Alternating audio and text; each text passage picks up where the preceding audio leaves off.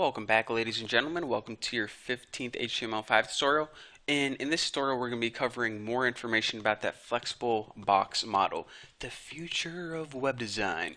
So let's go ahead and under our body tag, we need to add another div. And remember, this main div that surrounded our entire website was called Big Wrapper. So just go ahead and copy that and know that isn't a wrap group. Let's go ahead and copy that and add some properties to this beast. Now before we even begin, I want to show you guys our website right here.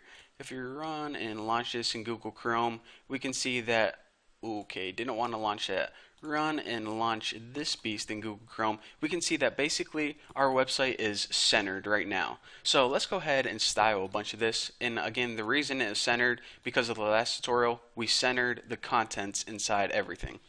So now I can finally go on to this big wrapper. Now the first property we want to set is max width.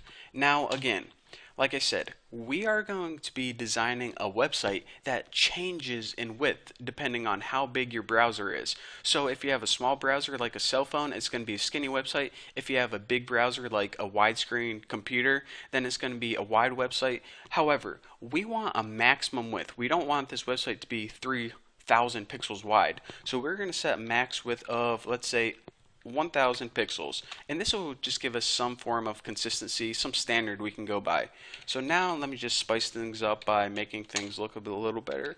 20 pixels, 0 pixels, and if I'm going too fast, just check out my last tutorial. You guys are going to understand what all this means.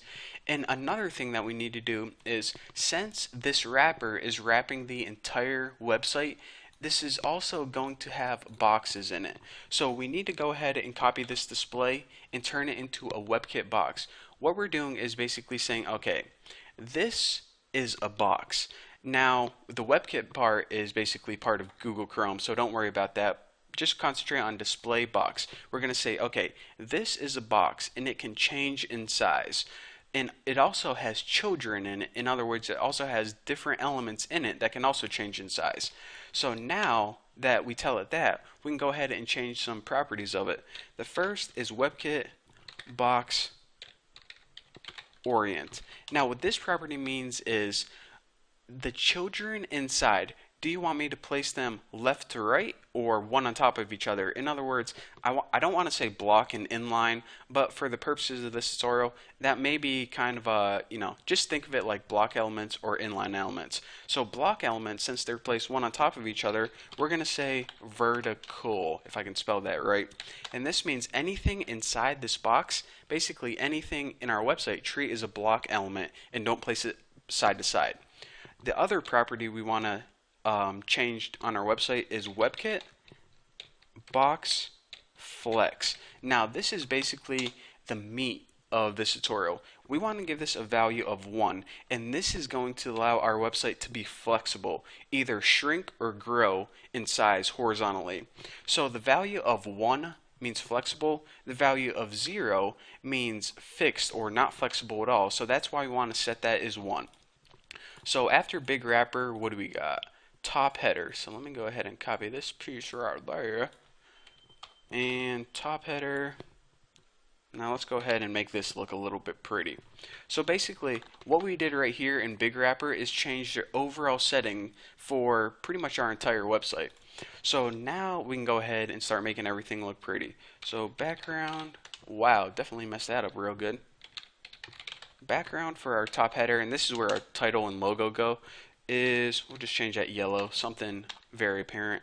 In border, I actually want to make this pretty thick, like 3 pixels, solid black.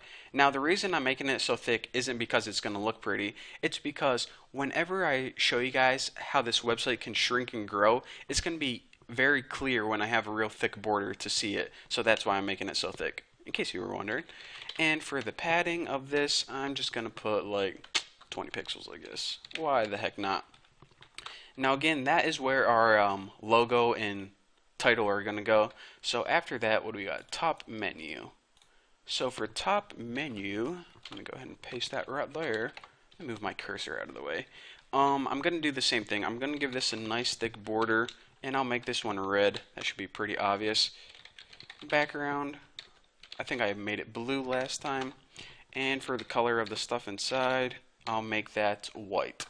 And I think that is all for top menu. However, we do need, if I copy this, the list items in top menu, because remember our fake navigation bar was made up of a bunch of list items. And for that we need a display, and we're just going to set these as inline block. Now remember, whenever you hit the display, you're basically telling it how you want the elements to be lined up. Now inline means position it left and right instead of, one under each other. So that's why, since we want our navigation bar, all those links to be side by side, we want to make those inline elements. So next we want the list style none, and that basically means no bullets or anything. Padding 5 pixels. And what else do we want? Font, I can go ahead and just copy. I think I'm just going to go ahead and copy this font because it's a pretty good looking font and I don't feel like typing all that out. So basically, now that we have the list and basically everything looking pretty, let's go ahead and refresh this and see what we got. So right now, what we have is our main header and our menu taken care of. However, all of this stuff, remember, this article, and this little news section right here, we wrapped in something called, what do we call it, new div. And that is going to be pretty much what I'm going to be talking about, how we can make these things flexible, shrink, and grow. However, it's going to take some time, and I'm going to save that for the next tutorial because I have a lot of new information to throw at you guys, and I don't want to, fill your brains with this tutorial. So stop this tutorial, take a deep breath, and once you are ready, your mind is totally free, move on to the next tutorial where I'm going to be throwing a bunch of new stuff at you guys. So thank you guys for watching. Don't forget to subscribe, and I'll see you guys in the next tutorial.